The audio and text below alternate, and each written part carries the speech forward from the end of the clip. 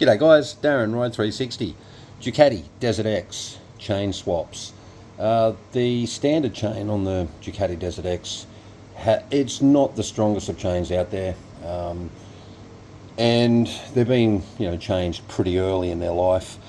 So when guys have been changing and upgrading to a heavier duty chain, I've seen a couple of reports come in from overseas where the chains have actually been smashing into, rubbing, and one has actually destroyed the housing that is the spacer behind the slave cylinder.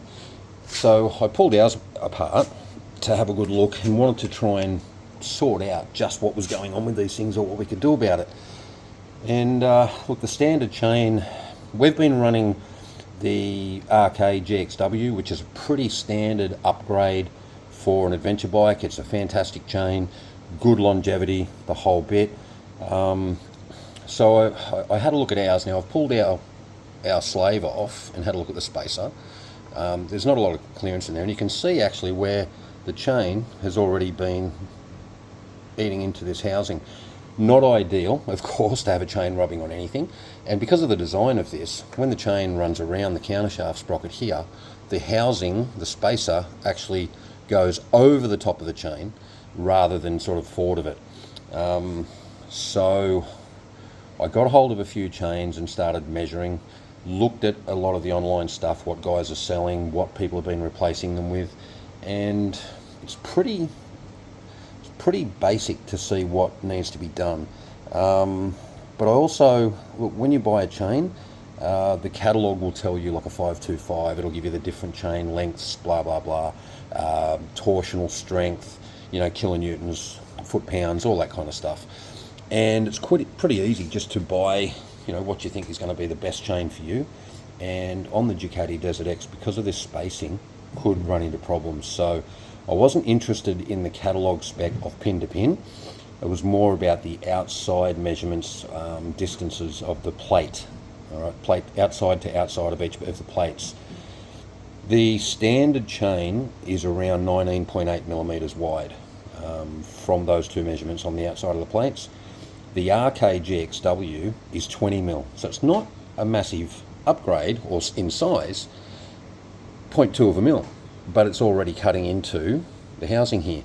Then you go into something like your Regina ZRP, they're 20.32 mil. The EK ZVXW, 20.4. When you get into your serious, like your more of your superbike chains, or some of the other common and popular chains that guys do run on the larger adventure bikes, you can be getting to 23.5 plus, which just won't work on the Ducati. And you might not notice it. If you're one of those guys that just cuts your chain off, wires on the new one at the other end, doesn't take the cover off or check anything and pulls the chain through, you could be asking for some trouble. So with that in mind, what I've also done was pulled off this spacer off the slave cylinder. And when you have a look at it, on one side you'll see it's got an encapsulated O-ring. Then on the rear of it, equivalent to this area, obviously because it's where they needed the extra strength, it's built up, all right, so it's bossed out inside, if you like. So you can take an extra 2 millimeters off here. There's 3 mil in total, but you do want a little bit left behind. So what I'm going to do with this one is I'm going to take 2 millimeters off this area to give me a little bit more clearance.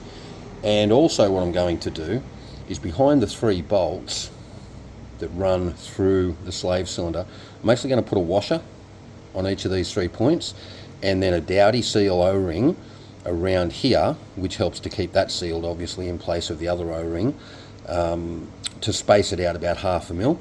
We'll see how that goes. Some guys have commented that if you increase that, you'll need to extend your push rod. Well, no, you won't. 0.5 mil. The hydraulics in the slave cylinder are going to push the ball out far enough to make up for that, so it won't be an issue. Going above that, not sure. I'll try 1 millimeter, possibly, see what happens.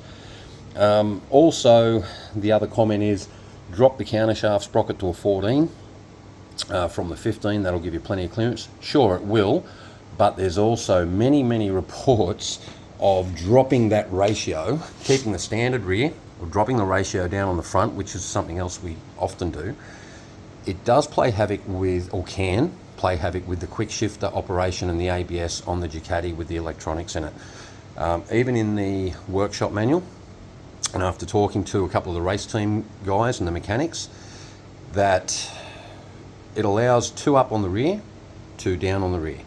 You go to 3 on the rear and they have problems with quick shifter being intermittent. Now 3 on the rear is equivalent to 1 on the front, thereabouts.